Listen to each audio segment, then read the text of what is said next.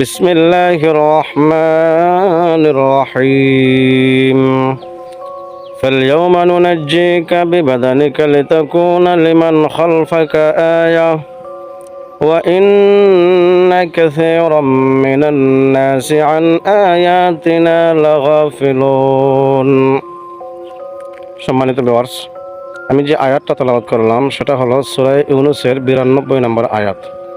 এই আয়াতে আল্লাহ তাআলা ফেরাউনের দৃষ্টান্ত পবিত্র কোরআনুল কারীমে তুলে ধরেছেন। ফেরাউন ক্ষমতার অপব্যবহার করে মানুষের উপর নির্যাতনের স্টিম রোলার চালিয়েছিল।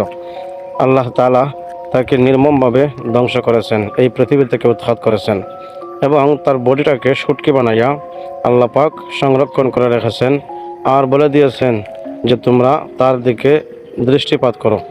আমি আল্লাহর সাথে যারা দৃষ্টতাপূর্ণ আচরণ দেখায় আমি আল্লাহ তাদেরকে ছেড়ে দেই না।